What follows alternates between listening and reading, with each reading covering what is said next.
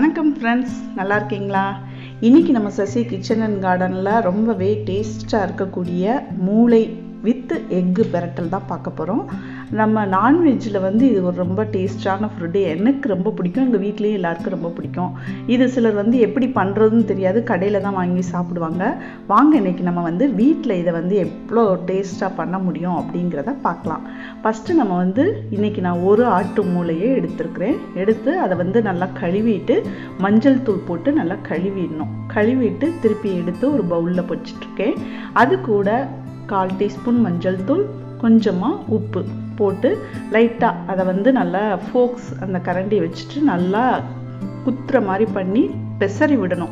அதாவது இந்த மஞ்சளும் உப்பும் அந்த மூளையோட எல்லா பக்கத்துலேயும் அது சாரணும் அப்படிங்கிறதுக்காக இந்த மாதிரி பண்ணுறோம். இதை கையை வச்சும் உடச்சி விடலாம். நம்ம ஃபோக்ஸ் வச்சு பண்ணோம்னா ஈஸியாக அது உள்ளேலாம் போய் சார்ந்து இருக்கும். இப்போ கடையிலலாம் போய் வாங்கி சாப்பிட்டோம்னு வச்சுக்கோங்களேன், இது அப்படியே முழுசாகவே போட்டு அப்படியே வேக வச்சு எடுத்த மாதிரி கொடுத்துருப்பாங்க. அது உள்ளேலாம் எந்த அளவு மசாலா பொருள் சார்ந்திருக்கும் அப்படிங்கிறது தெரியாது.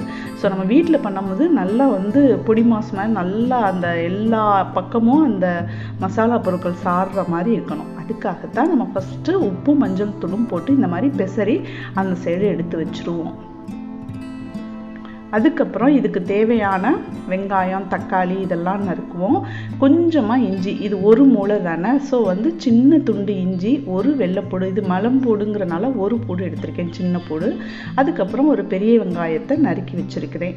அதுக்கப்புறம் பச்சை மிளகா போட்டிருக்கிறேன், ஒரு பச்சை மிளகா போதும்.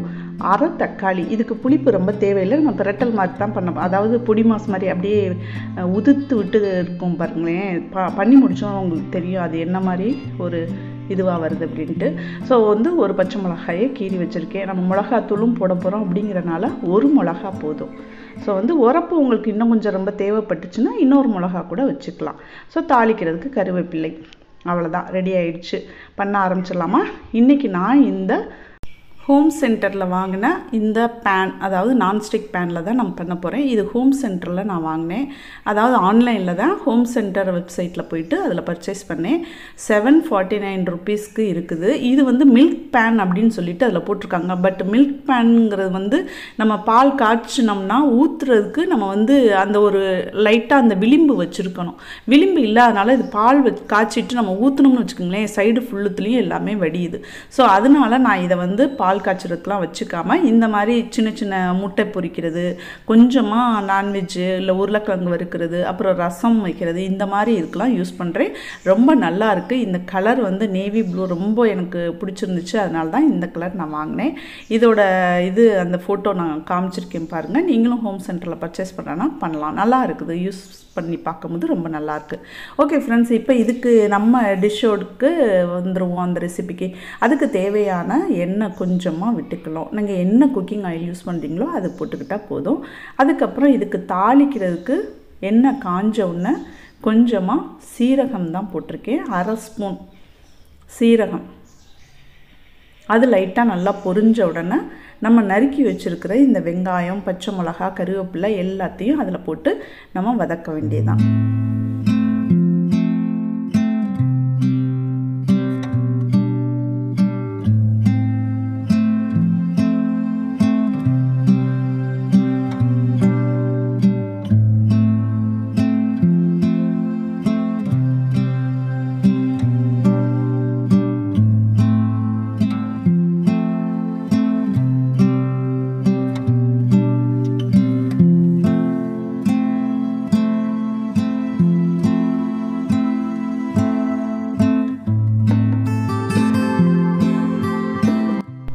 ஒரு சிலருக்கு இந்த மூளையோட டேஸ்ட்டு ரொம்ப பிடிக்குங்க. ஆனால் எப்படி செய்கிறதுன்னு தெரியாமல் என்னைக்காவது ஹோட்டல் போகும்போது மட்டும்தான் வாங்கி சாப்பிடுவாங்க. பட் இந்த மாதிரி நீங்கள் ரொம்ப ஈஸியானது தான், ஈஸியாகவும் வெந்துடும், சீக்கிரமும் வெந்துடும். நம்ம ரொம்ப சிரமப்பட வேணாம். நீங்களும் வாங்கி வீட்டில் வச்சு பாருங்கள், ரொம்ப டேஸ்ட்டாக இருக்கும். இப்போ இந்த வெங்காயம் வதங்குறதுக்காக கொஞ்சமாக உப்புத்தூள் போட்டேன், லைட்டாக நல்லா வதங்கிடுச்சு. இப்போ பார்த்தீங்கன்னா தெரியும். அந்த பாதி தக்காளி எடுத்து வச்சுருந்ததை குட்டியாக நறுக்கி அதில் போட்டு நம்ம ஃப்ரை பண்ணிடலாம். நல்லா வதக்கிட்டோம்னா அந்த பச்சை வாடை போகிற மாதிரி வதக்கணும்னு சொல்லுவோம்ல, இது தக்காளி போடுறதுக்கு முன்னாடி அந்த எடுத்து வச்சுருந்த வெள்ளைப்பூடும் இஞ்சியும் நான் வந்து நல்லா பேஸ்ட் மாதிரி அரைச்சி போட்டேன். அது வீடியோவில் மிஸ் ஆயிடுச்சு. ஸோ வந்து நீங்கள் மிஸ் பண்ணிடாதீங்க. அந்த தக்காளி போடுறதுக்கு முன்னாடி வெள்ளைப்பூடு இஞ்சி பேஸ்ட் எடுத்து நம்ம போட்டு வதக்கியாச்சு. ஸோ அதுவும் நல்ல பச்சை வாடை போகணும். கொஞ்சம் நல்லா வதக்கின பிறகு நம்ம வந்து பெசரி வச்சுருந்தோம்ல, உப்பு மஞ்சள் தூள் போட்டு அந்த மூளையை எடுத்து நம்ம இதில் போட்டுருவோம். இப்போவே கொஞ்சம் அது நல்லா உடைஞ்ச மாதிரி இருக்குது பாருங்கள். திருப்பி நம்ம இதில் போட்டுட்டு நல்லா கிளறிட்டு இருக்கோம்னா அது நல்லாவே பொழு பொழுன்னு உதிர்ந்துற மாதிரி ஆகும். இப்போ நான் வந்து கொஞ்சமாக கரம் மசால் தூள், கொஞ்சமாக மிளகாத்தூள், ஏன்னா உரப்பு வந்து காரம் நீங்கள் உங்கள் வீட்டுக்கு ஏற்ற மாதிரி போட்டுக்கிறங்க. கொஞ்சோண்டு காஷ்மீரி சில்லி போட்டிருக்கேன், ஏன்னா கலராக இருக்கும்ல, அதுக்காக காஷ்மீரி சில்லி. அது ஆப்ஷன் தான், நீங்கள் போடுறேன்னா போட்டுக்கலாம், இல்லாட்டி ஓகே. பச்சை மிளகா போட்டிருக்கோம். ஸோ அதனால் மிளகாத்தூள் பார்த்து நீங்கள் தேவைக்கு ஏற்ற மாதிரி சேர்த்துக்கிடுங்க. அவ்வளோதாங்க. இதில் வேறு எதுவும் இனிமேல் சேர்க்கவே தேவையில்லை. தண்ணியெல்லாம் ஊற்றவே வேண்டாம். அப்படியே நம்ம ஊற்றின அந்த 1 ஸ்பூன் டு 1.5 ஸ்பூன் எண்ணெய் ஊற்றினோம் இல்லையா, அதுவே போதும். இப்போ நம்ம அப்படியே நல்லா மீடியம் ஃப்ளேம் டு சிம்மில் வச்சிட்டோம்னா போதும். நல்லா அதுவே குக் ஆகிடுங்க. நம்ம மூடியெல்லாம் போட்டு மூட வேணாம். மூடி போட்டு மூட வச்சிங்கன்னு வச்சுக்கோங்களேன், அது தண்ணி விடும். எந்த ஒரு காயாக இருந்தாலும் சரி, இல்லை மட்டன் சிக்கன் என்னவாக இருந்தாலும் மூடி போட்டு மூடி வச்சிங்கன்னா ஆவியில் வேகிற மாதிரி. இப்போ இந்த கீரைக்கெல்லாம் நம்ம அந்த மாதிரி வைக்கலாம். ஸோ நான்வெஜ்ஜுக்கெலாம் வச்சோம்னா தண்ணி விட்டுக்கிட்டே இருக்கும். அதுக்கப்புறம் நமக்கு ஃப்ரை பண்ணுற மாதிரி அந்த ஒரு இது பதம் வராது. ஸோ வந்து நம்ம இதுக்கு மூடி போட வேணாம். சும்மாவே வச்சுட்டு நம்ம அப்பப்போ கிளறி மட்டும் விட்டுட்டே இருந்தோம்னா போதும்.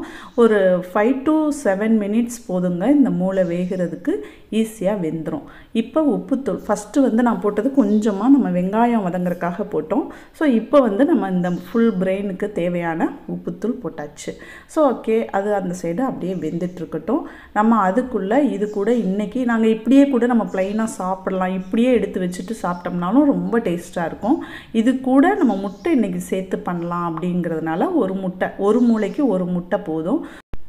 அந்த முட்டையை வந்து நம்ம தனியாக ஒரு பவுலில் எடுத்து உடச்சி ஊற்றிட்டு அதுக்கு தேவையான மிளகு, சீரகத்தூள், உப்பு இதெல்லாம் போட்டு நம்ம பீட் பண்ணி வச்சுட்டு அதுக்கப்புறமாட்டி அந்த மூளை பிரட்டலில் ஊற்றினோம்னா நல்லாயிருக்கும் டேஸ்ட்டு. சிலர் வந்து மூளை பிரட்டல் கடைசியாக இறக்க போகிற நேரத்தில் அதுலேயே முட்டையை உடச்சி ஊற்றுவாங்க. ஸோ அதை விட இந்த மாதிரி நீங்கள் பண்ணி பாருங்கள், ரொம்ப டேஸ்ட்டாக இருக்கும். அந்த முட்டையை தனி பவுலில் உடச்சி ஊற்றி நம்ம மிளகு, சீரகம், உப்பு போட்டு நம்ம நல்லா பீட் பண்ணி வச்சுருக்குவோம்.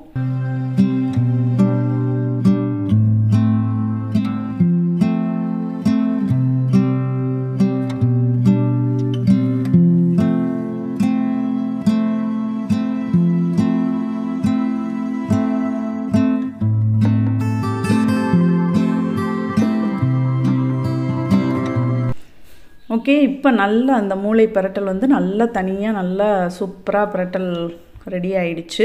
இப்படியே எடுத்து வச்சு சாப்பிட்லாம். நான் முதலே சொன்ன மாதிரி இப்போ நம்ம வந்து அந்த அடித்து வச்சுருக்க எக் எடுத்து இது கூட கலந்து சாப்பிட போகிறோம். இன்னொரு ஐடியா என்ன தெரியுமா, ஒரு மூளையை எடுத்துகிட்டு ஒரு 2 பேர் 3 பேர் இருக்க ஃபேமிலியில் நம்ம சாப்பிட்றதுக்கு கொஞ்சம் கொஞ்சம் வைக்கிறதுக்கு அது கூட ஒரு முட்டை போட்டு சேர்த்து அதில் பிரட்டல் பண்ணோம் அப்படின்னா கொஞ்சம் அளவு எல்லாருக்கும் கூட கூட எடுத்து வைக்கலாம்.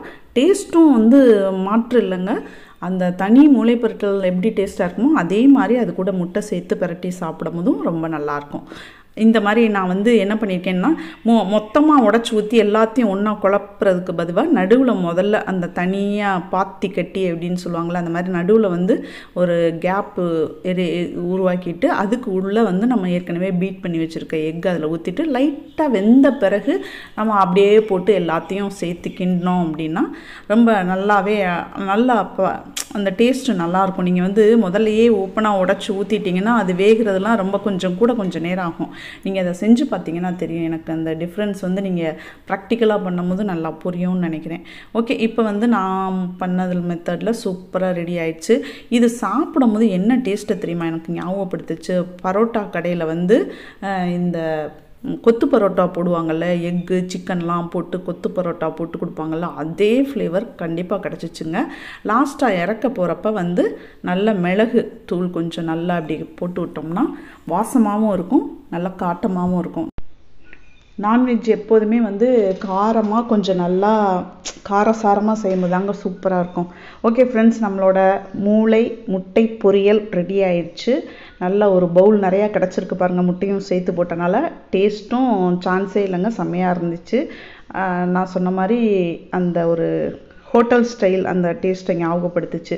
நீங்களும் வந்து வீட்டில் செஞ்சு பாருங்கள். இதுவரையும் செய்யாதவங்க பயப்படாமல் ட்ரை பண்ணுங்கள். செம்மையாக இருக்கும். ரொம்ப ஈஸியாக செய்யலாம், ஈஸியாக வேக வைக்கலாம். எல்லாமே ஈஸி தான். ஓகே ஃப்ரெண்ட்ஸ், அடுத்த ஒரு ரெசிபியில் பார்க்கலாம். தேங்க்யூ.